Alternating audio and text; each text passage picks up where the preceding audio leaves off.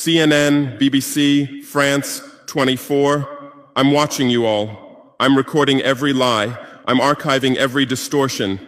I am Ibrahim Traore, and today I'm pulling off your masks. Yes, you heard correctly.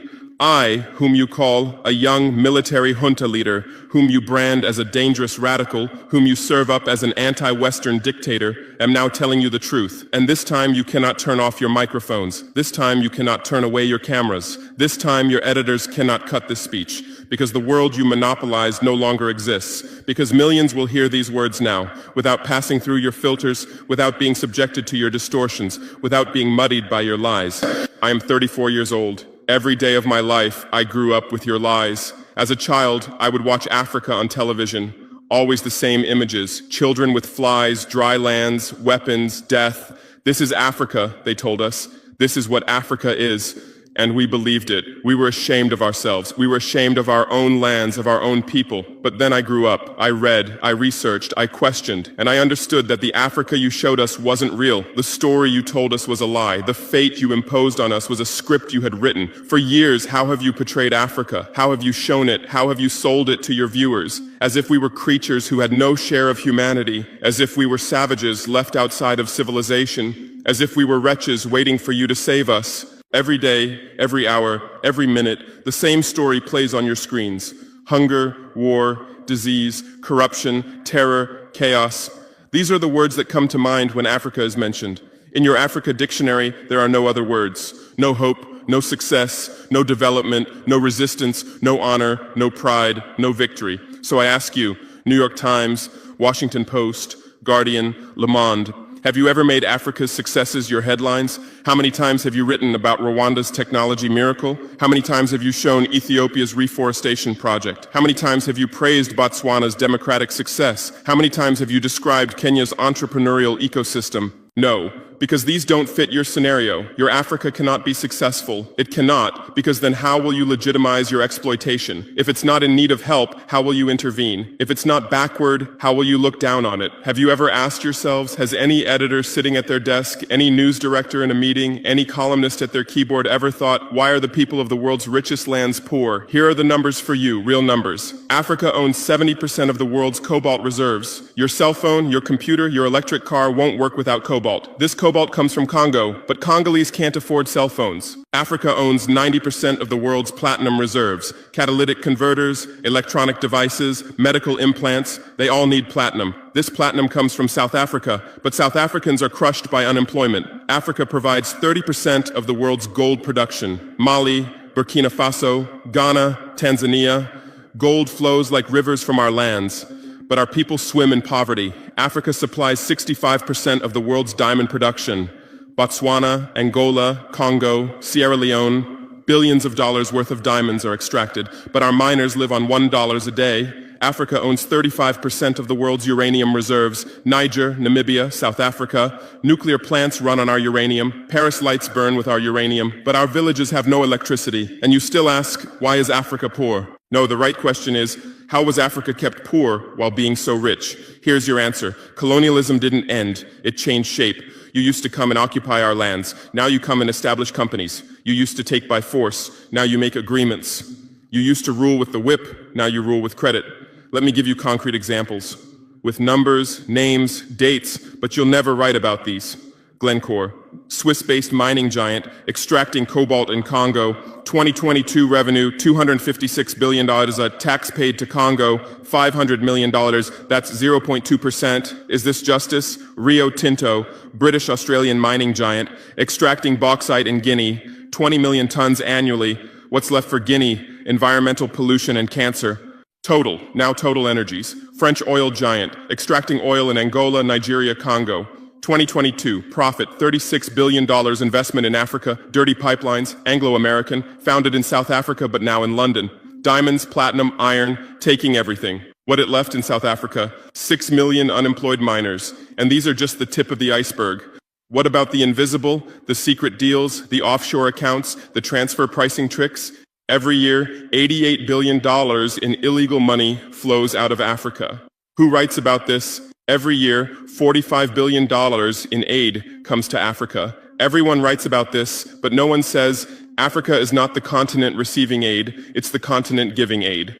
While you zoom your cameras on swollen bellies, there is a huge system working silently in the background. Every day, tons of gold, diamonds, cobalt, uranium, oil leave our land. But how? Here is the system. Step 1, create corruption, bribe our leaders, open offshore accounts, promise them a life of luxury, send their children to your schools. Step 2, make deals, get 50-year, 99-year concessions, ask for tax exemptions, be exempt from environmental rules, ignore labor rights. Step 3, control the infrastructure. Take over ports, airports, railways, but only from the mine to the harbor. Don't build roads to the villages. Don't bring electricity to schools. Step 4, provide security. Set up private security companies. Arm them. Declare protesting. Step 5, silence the media. Buy local journalists. Suppress opposing voices. Serve internal unrest news to international media. And this is how the system works. It's been working like this for 100 years, and you don't see this system. You don't want to see it, because you're part of the system too. Who are the biggest advertisers of New York Times, CNN, BBC, oil companies, mining companies, arms companies, pharmaceutical cartels, the companies that exploit Africa? You live on their money, you defend their interests, and what I'm about to tell you might cost me my life, but it's no longer time to be silent. France's system in Africa is the CFA franc. 14 African countries still use French colonial currency. 50% of these countries' central bank reserves sit in the French treasury. France applies negative interest to this money, so we pay France to use our own money. Through this system, France transfers $500 billion worth of resources from Africa every year. Does anyone write about this? No. But when France gives Africa 10 billion euros in aid, it makes headlines. Britain's system is more sophisticated. London is the world's money laundering center. City of London, offshore paradise. Every penny stolen from Africa passes through London. Jersey, Guernsey, Cayman Islands, Virgin Islands, all under British control. Africa's wealth hides there. America's system is AFRICOM, Africa Command, 46 military bases on the continent. Official purpose, security. Real purpose, resource control.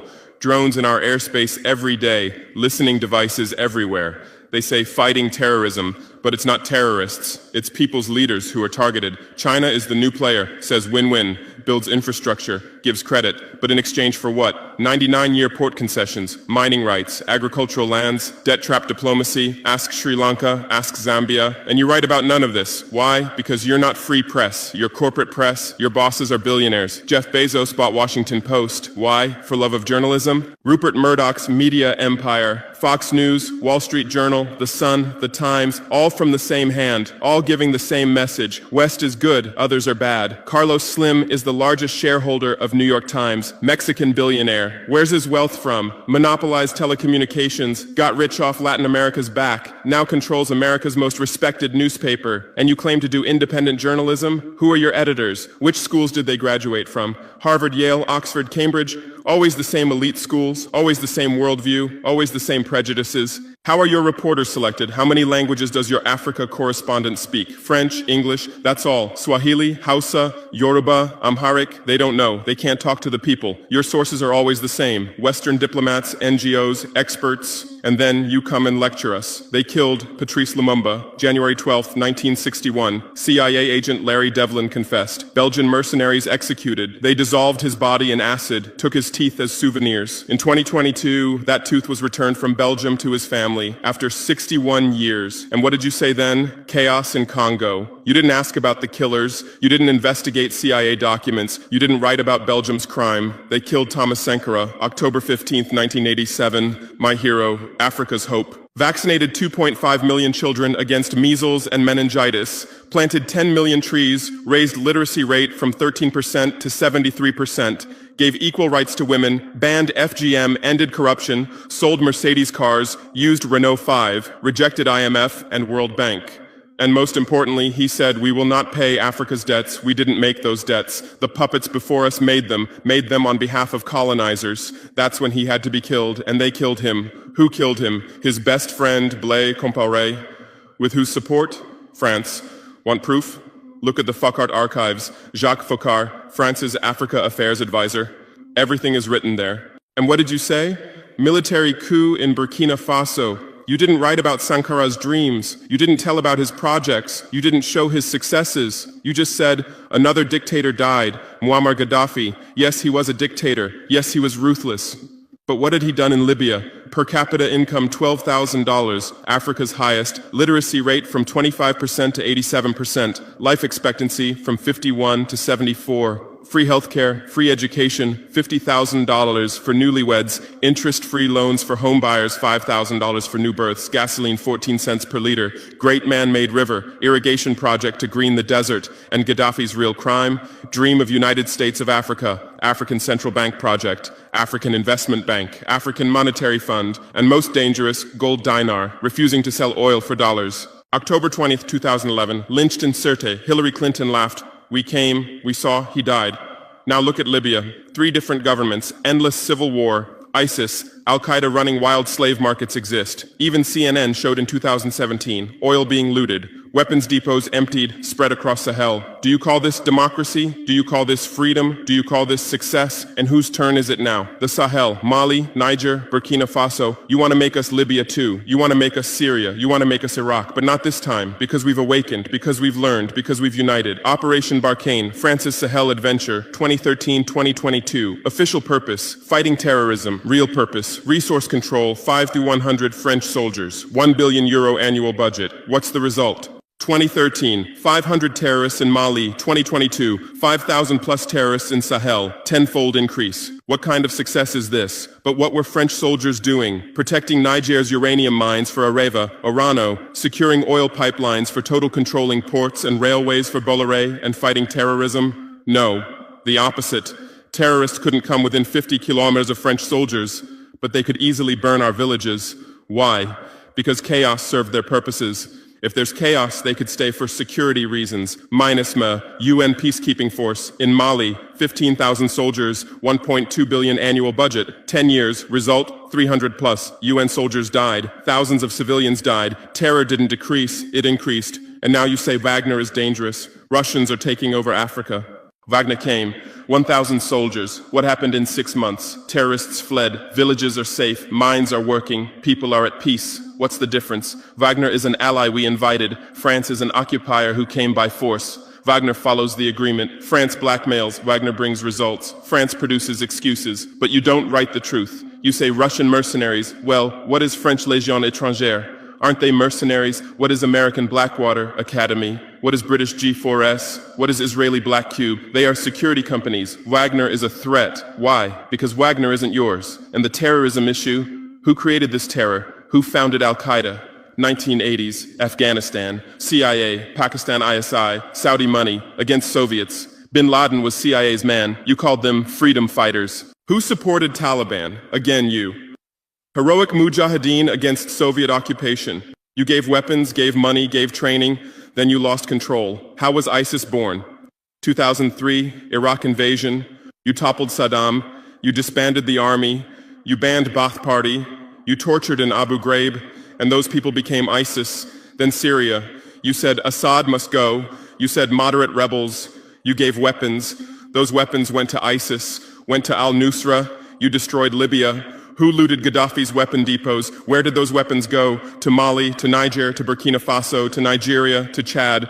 Who strengthened Boko Haram? In 2009, Nigerian police killed their leader Mohammed Yusuf. Extrajudicial execution. What did you say? Nothing. Where were your human rights organizations? Silent. Then revenge started. Boko Haram radicalized. But where did they find weapons? From Libya that you destroyed. And now you come to lecture us about fighting terrorism. You're helping us clean up the monsters you created? No, we've seen the game now. Terror is your Trojan horse. You come with the excuse of terror, you stay, you exploit. But it's over now. We'll provide our own security, we'll fight with our own methods, and we'll win. Because we are the children of this land. We know this land, we know these people. We can distinguish terrorist from villager. We don't fight from drones, from satellites, from 10,000 kilometers away like you. And we're winning. In Mali, in Niger, in Burkina Faso, terror is ending. Villages are safe. People are hopeful. Because now our own army, our own police are fighting, not for foreigners, but for the people. But you can't digest this. You say democratic backsliding. You say human rights violations. Which democracy? Which human rights? How many people are detained without trial in Guantanamo? What happened in Abu Ghraib? Who did you kill in Bagram? Who did you torture in CIA's black sites? Why is Julian Assange in prison for exposing your war crimes? Why did Chelsea Manning spend years in prison for leaking the truth? Why is Edward Snowden a fugitive for revealing you spy on everyone? And you lecture us about human rights.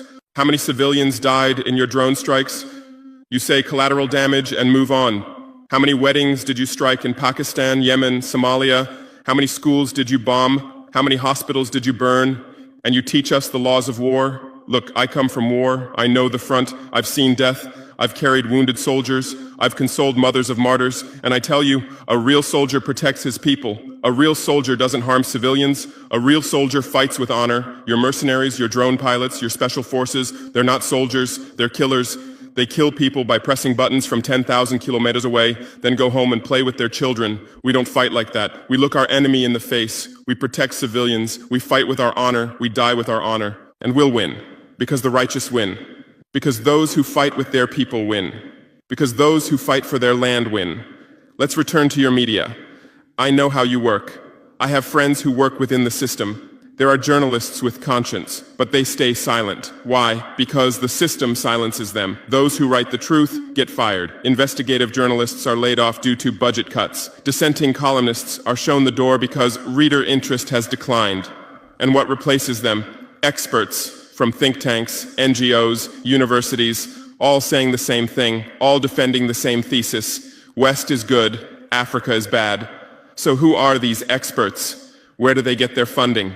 National Endowment for Democracy, NED, American Democracy Exporter, CIA's legal arm, has fingers everywhere, funds opposition, directs media, creates civil society. Open Society Foundations, George Soros's organization, says open society, but open for whom? Open to what? Open to exploitation, open to intervention, open to manipulation. Ford Foundation, Rockefeller Foundation, Bill and Melinda Gates Foundation, all in Africa, doing aid. But what do they get in return? Control, data, influence. And your media is their trumpet. You headline, Gates is saving Africa. But you don't say, how many African children were paralyzed by Gates's vaccine trials? How many farmers committed suicide because of Monsanto seeds? You're masters at storytelling, but always the same story. White savior. Remember Live Aid? 1985. We Are the World, charity concert for Africa, millions raised. What came to Africa? Corruption increased, dependency increased, but it was a great story for you. Bob Geldof became a hero. Musicians looked conscientious. Viewers felt good about themselves. Africa remained hungry. Remember Kony 2012? Viral video. Stop Joseph Kony. 100 million views. Result? Kony is still free, but the video maker got rich. Invisible Children organization collected millions. What came to Uganda? American soldiers. And you present these as success stories. Angelina Jolie, Madonna, Bono, all Africa volunteers. They come, take photos, adopt children, leave. And you say, interest in Africa increased.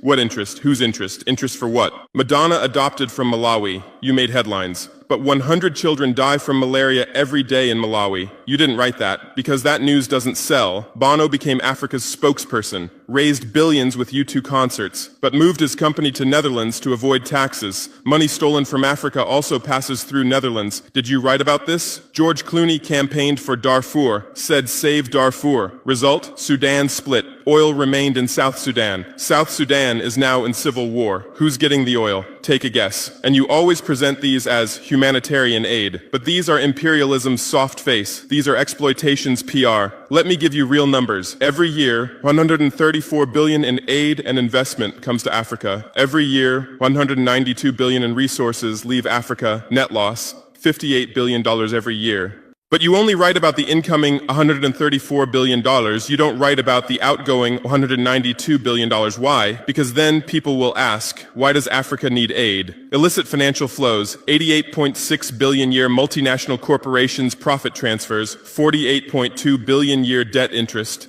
17 billion year brain drain cost, 13.8 billion year climate change cost, 10.6 billion year illegal logging, 17 billion year illegal fishing, 1.3 billion year total, 192 plus billion dollars every year. This much resource leaves Africa every year. But what are your headlines? EU announces 20 billion euro aid package for Africa. China gives Africa $60 billion in credit. America grants Africa $8 billion. People read these and think how generous they are, how charitable, how ungrateful Africa is. But the truth is the opposite. Africa is financing your standard of living. Africa is subsidizing your prosperity. Africa is making your technology possible.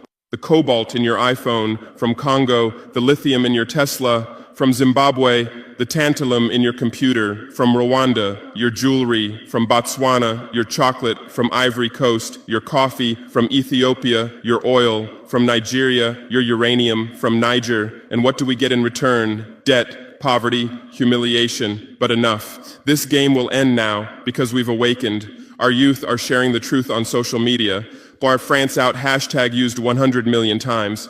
Africa is bleeding 50 million. On Stop Exploiting Africa, 75 million. And what are you doing? You say Russian bots. You say Chinese propaganda. You say disinformation. No.